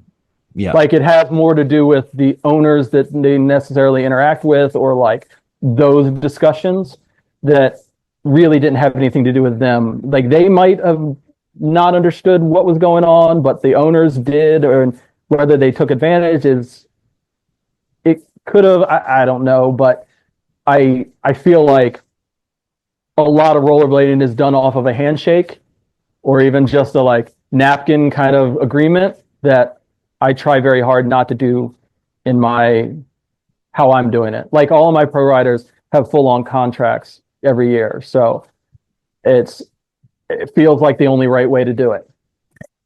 yeah, I do know what you mean. When it's so informal, it very much opens up an avenue for later along the line. Someone's like, I mean, skaters go on Jump Street, they come on mine as well, and they say stuff, and they're like, well, I was promised this, and I was Yeah. promised this, and then this didn't happen. But then you speak to people from the companies, and they're like, well, no, that isn't actually what I Yeah. said. And you're like, when it's all transactional from word of mouth, and it's not written down in contracts, Yeah. or even see if someone was like, oh, it's in an email, here's proof. And Yeah. you're like, oh no, we just had a discussion one time. And they said, when I'm like, well, that's not a Yeah. formal agreement. A Yeah. discussion I is mean, not a formal agreement. and I would say I don't want to say that the company's right or that they handled it the best way or they misled people because there's always two sides to the Yeah. discussion. And I always want to make sure that I have a contract with people, especially for a pro rider, especially any time that royalties are involved, where I have to pay them money for whatever they're doing. I want to make sure they know what they need to do, and I know what I need to do to meet and fulfill that obligation. And unless it's in a contract, there's no like, you're not in stone with how that executes. And there's more leeway to kind of like, oh, we can nudge it this way or nudge it that way. Everything will be fine. And I'm neurotic about that stuff. Like I don't want to screw anyone over. I don't want to, mislead anyone. I always try to be very transparent, but we got to make sure it's in a contract so that we're both held accountable to our parts of that discussion. Because it can go both ways. It can be make or break with us. Like if I end up having to pay a contractor more for video content because of some miscommunication, like that's an issue, and that turns into a bigger problem for me and whether the company stays or not, especially with how tight our margins are now. Like you got to make sure everything's dialed in so that, everybody's happy and try to keep things all above boards. Yeah, that does make sense. See, before you started Faction, had you had any involvement in the industry or with any other brand before, or did you speak to anyone in the industry and like to get, I don't know, things to look out for or pointers or like things you just didn't I don't know? think specifically I didn't ask anyone, but like I've been rollerblading for over 30 years now, so I've kind of done a lot of different things in blading, whether that is a flow rider for things or on the AM team for things like, and I've seen how that executes and how those interactions are and how laid back a lot of those conversations are through just my experience in the industry, whether that be like, because I rode for the AM team on K2 for a good long bit, and there was never any contracts. It was just they'll help you out when they can. They'll give you travel when you can. Like it was more of a handshake deal kind of thing. And not that I was treated badly at all, because I wasn't, but it left a lot to be desired from it, just like knowing where you stand and knowing that you can get contest entry fees and like hotel travel, like, and you're not always begging for those things, if you know what I mean. Like just knowing where you stand, and that kind of discussion doesn't necessarily happen unless you make it happen, and that can always go good or it could go bad. Like you can be that rider that's always asking for things and you don't want to. It's just so nebulous in how it was executed that I wanted to make sure I didn't do those things. So I always kind of lean to the side of what makes sense in my head and how I would like to be treated if I was a pro rider. I don't think I'm always going to hit it out of the park, but I'm happy with where we're currently at with the team and the process I have for those discussions as a whole. All right. Okay. So how far off being sustainable or like making a profit is Faction? I would say I think this upcoming year will be a big deal for us. The amount that quantities that the plastic boot allows us to sell really helps us towards that goal of profitability. I don't want to say it's this year because it'll probably be in the next 2 or 3 years that we would hit profitability, because the R&D for the first 2 years has been ridiculous. Molds alone for the plastic boot are super expensive. So we're going to be paying down those for probably the next 2 years. But I think we're sustainable. We're currently sustainable, and I think moving forward, it's only getting better with the quantities that we're able to sell at that lower price point that our plastic boot will meet, if that makes sense. Yeah. So what's the difference in like production numbers between the carbon models and the plastic models? Like, is there a big jump in the number that you're producing, or? Yes. So normally it's like 200, 300 pieces every order for the carbon boots. The minimum order quantity for the plastic boots is 600, but we're up to 1,000 right now that we're currently selling. So yeah. Okay, so close to 3 times as many skates.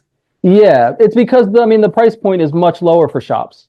So shops can bring it in with less investment and the excitement is there. So it's one of those things that they want to have them as much as they can to sell while the iron's hot. Yeah.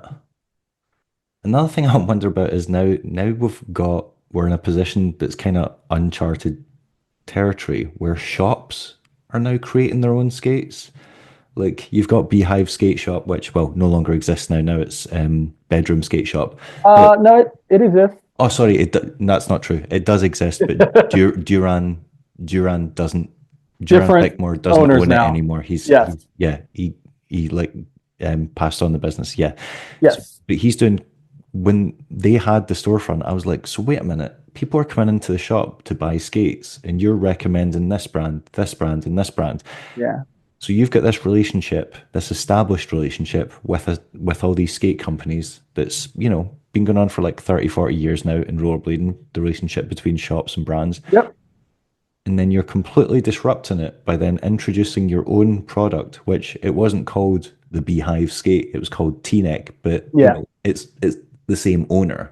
So you're no longer recommending these brand skates, you're recommending yours. So you went from being a seller of these brands to now being a direct competitor to these brands. Yeah.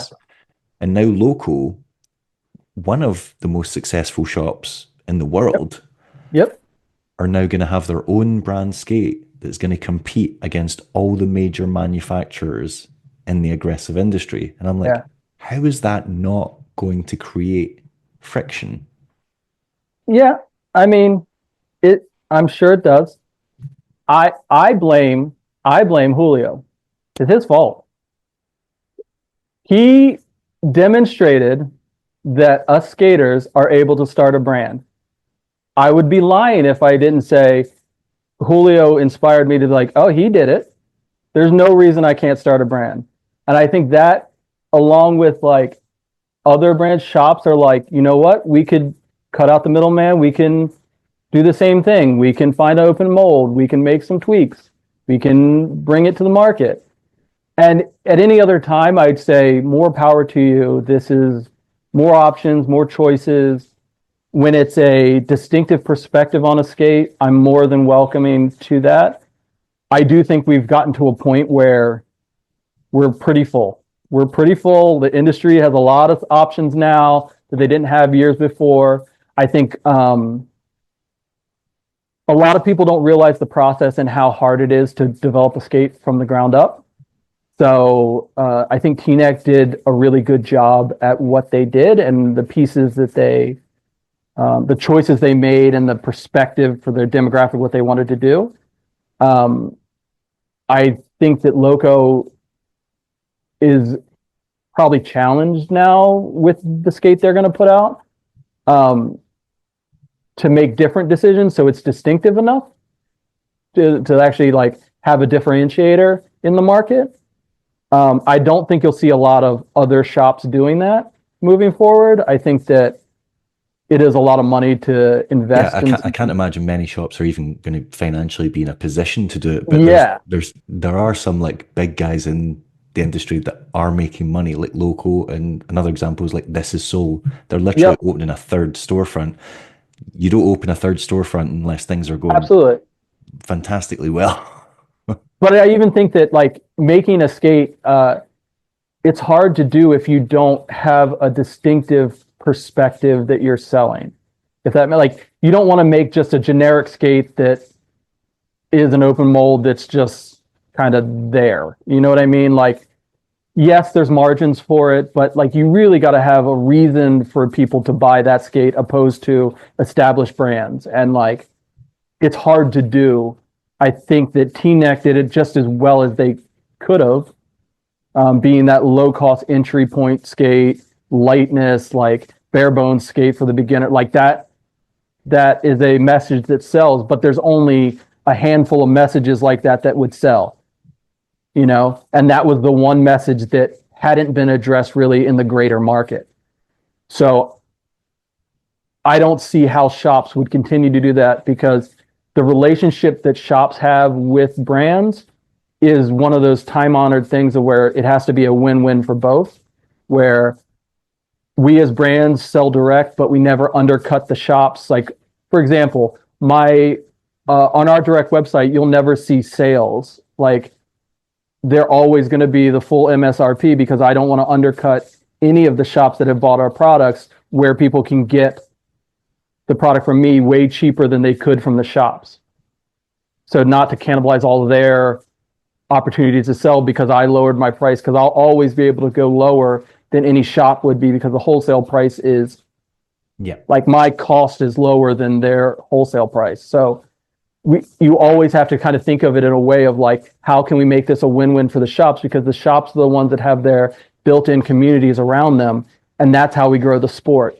So like you have to balance that when you're doing their sales strategy to say, how can we make it win for them so we get the exposure from their local area? How can we give them a piece of the pie to make it work for them financially while still garnering a bit of margins for us to make it worthwhile doing all of the development and product? But it's a hard balance.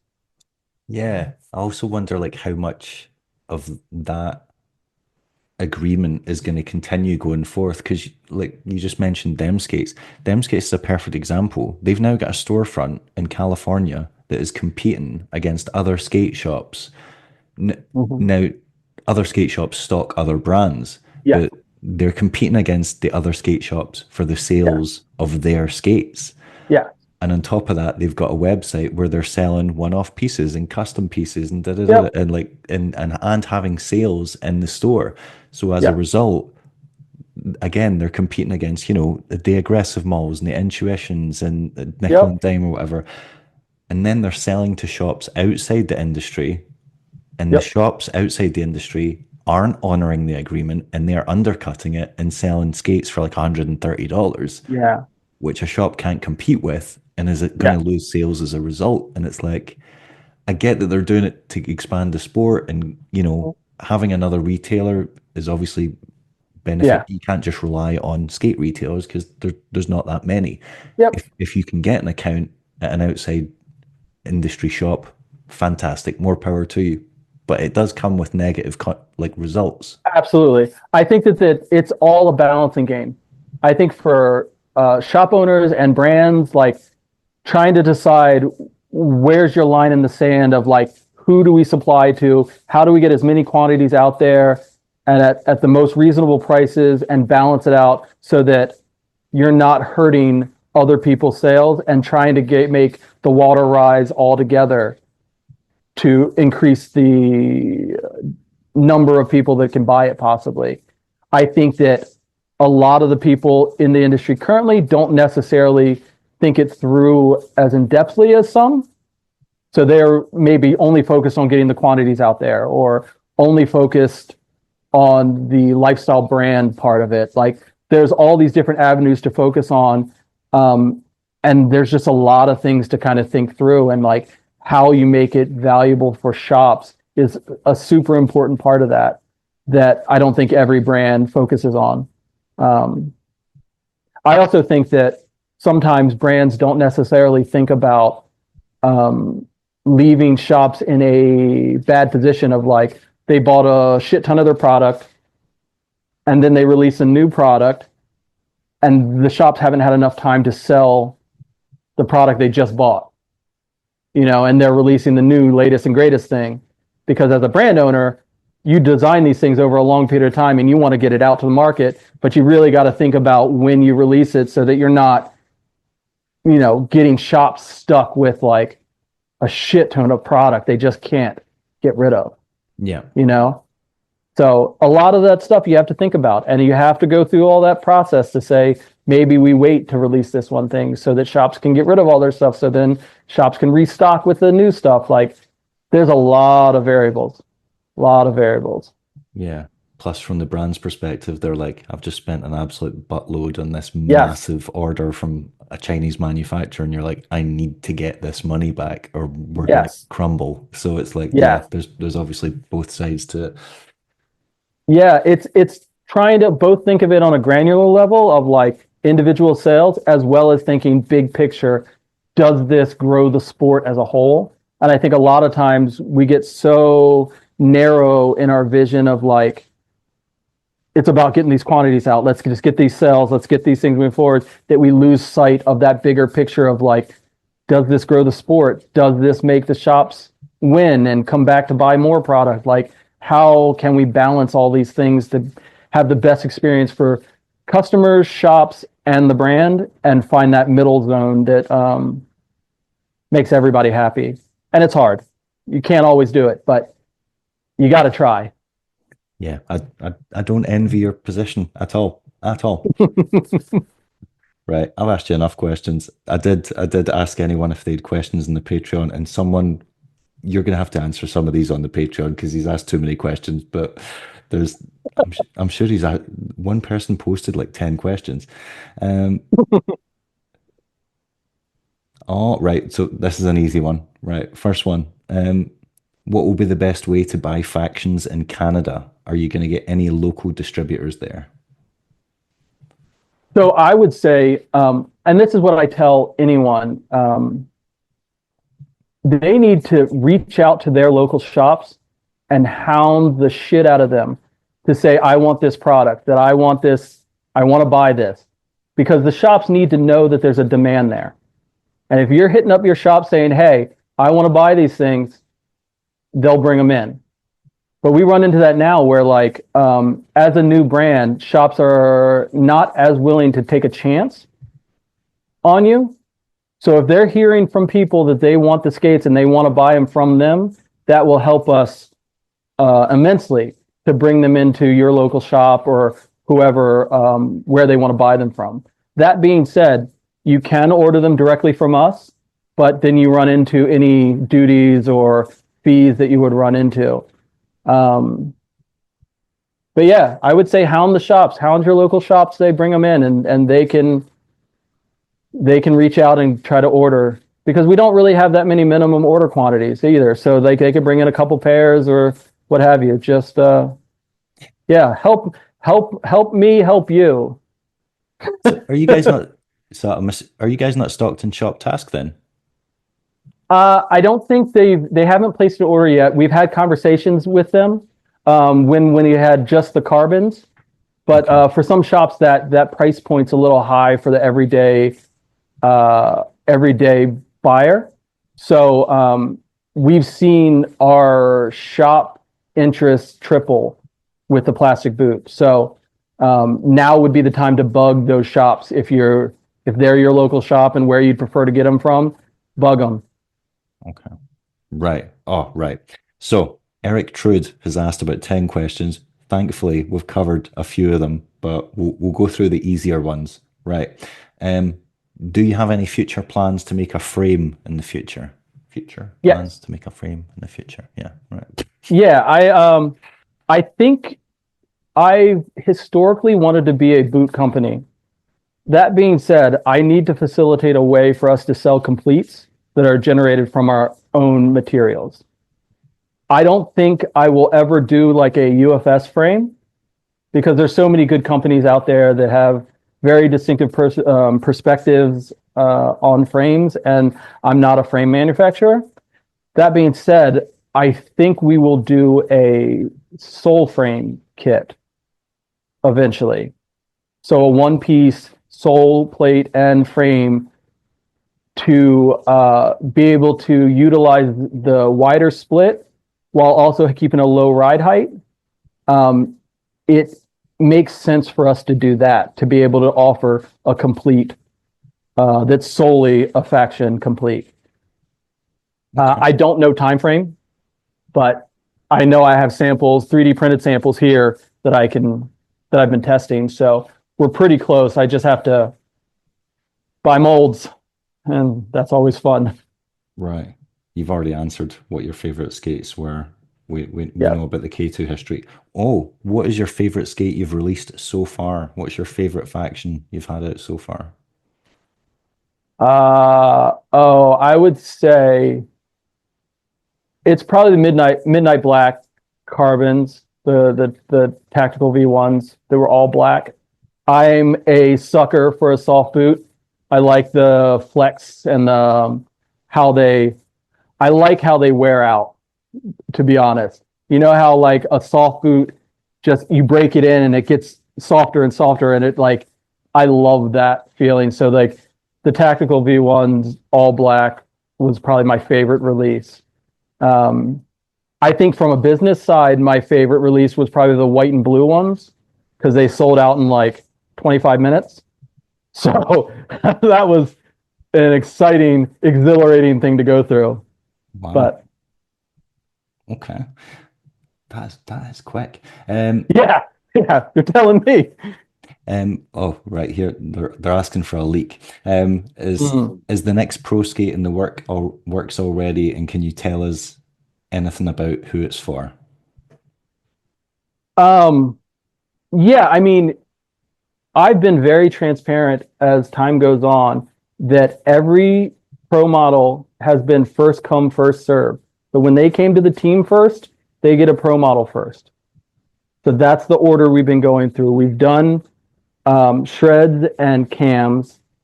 Eric and Jimmy are in the next bit to come out, and then China, and then From. That being said, I have a decision to make from a business standpoint of whether I want to do another plastic boot right now or a carbon boot right now. And I'm still up in the air on what that is. If I do another plastic boot, it would be Eric's and possibly China just because of the MOQ requirement, the minimum order quantities. We have to order 600 skates. I can split it between two colors. So I could do two pro models and make that work. Or I could do Jimmy's next and do 200-piece carbon run of his. So like we've already designed some of these skates and know what the colorways are and how that's going to work. It's just what makes the most sense to release next from a momentum standpoint, and it's still up in the air of like what that looks like. So That makes sense. Oh God, right. Oh, right. We've managed to eat through some of these. Right. What? I'm trying to make sense of some of these. Is there a reason you made the choice not to have the sole plate come out to the toe on all three plates you've made to date? yes, absolutely. I've literally just, again, I do not notice things like this. I'm not a hardware geek. Right. Okay. So traditionally, when you develop skates, you make a choice on whether you want to do dual shell sizes. So say a 9-10 shell, and then you put half-size liners in there to get the in-between sizes. And then sole plates that match that. So if you do that in dual shells, you only have to make 4 shells to cover pretty much all of the sizes. So you make 4 sole plates, and they can wrap around the front of the boot and be really close to everything because you're making a distinctive sole plate for each shell. We decided, on the other hand, to do 3 sole plates, leave the ends open so the boot can stretch the sizes and do individual sizes for the skates. So we have a 9 shell, a 10 shell, 11 shell, and there's 2 shells that go on each sole plate. 2 to 3 shells. So those open ends allows the skate to fit it better than doing a closed toe and heel. You would have to make individual sizes for each of those shells. And I frankly don't have enough money to do that many molds and sole plates. God, he's all right. Eric's put me to work here. He's got another one of the bloody sole plate. Right. The plastics have a centered groove on the stealth sole plates. Is it intended to be the design going forward for all soles, or will both grooves continue to be made? Both grooves will continue to be made, and the original sole plate. So our big thing was trying to give people options to build a setup to skate it the way they want to skate it. Some people like an offset groove. Some people just like that open feeling royale where you're facing more forwards when you do them, and it makes it slightly farther back. And then some people like it to be completely perpendicular and squared up. Squared up all the way, squared up. Yeah. See, I'm a squared up person, except on my farfs. My farfs, I'm off the toe like a Mizu. So, but yeah, so the goal is to give multiple options for sole plates to be able to pick and choose what one works best for you. I think the standard sole plate that we have, the squared off heel, will only come in that centered groove, but the stealth, more streamlined silhouette will come in the offset groove and the centered groove. So, Right. Right. I've got one more and then I'll let you go because it's 11 o'clock at night here and my partner will kill me if I keep her up any later because it's a school night. fair. Right. Oh, this is why do people ask me? I'm not the skate tech guy. I shouldn't be allowed to ask these questions. Will the Urban CC, so the carbon card one, will it have the raised heel carbon skate? Will it replace the flat bottomed tactical V1 in the future, or will both continue to be made? Both are continued to be made. So, like I mentioned before, in our product plan, we have silhouettes that are platforms for us. So we have the carbon aggressive boot, which is the tactical V1. That one will always exist. We have the plastics, flat plastic boot will always exist. The urban is our raised heel, urban focused boot, but it's a hybrid boot that can do both setups. So those are our three platforms currently. They will always exist. They will always have different colorways that come in and out. Pro models will be based on what the pro rider rides and wants to ride. I thought it was really important to actually see their perspective reflected in the boots that they get as a pro model, that they actually want to skate it. And it isn't just like fodder for the, like, just give them a pro boot, any pro boot, they'll ride what we say. I want it to be their preference. So those platforms are our stylized platforms that we'll move forward with. In the future, we might have one additional platform that we would sell, but we're a long ways off on that one from a growth standpoint. Right. I've covered them all. That's it. If you get any more, It's a good problem to have. People got too many questions. right. I've taken up plenty of your time this evening. I'll let you get back to your family. Thank you very much for taking the time to do this. The skate's out in April, right? We're aiming for early April, early to mid-April to deliver. So again, with factories, you never know. So fingers are crossed. I'm aiming for that finish line. So, well, fingers are crossed on my end as well. I'm hoping it goes well for you and there's not any issues because, yeah, it's stressful enough. I can imagine running a skate company without any unforeseen, hurdles. Yeah, it is what it is. It's the cross I bear, I guess. Right. Right. Speak to you soon. Absolutely. Talk to you later. Wait.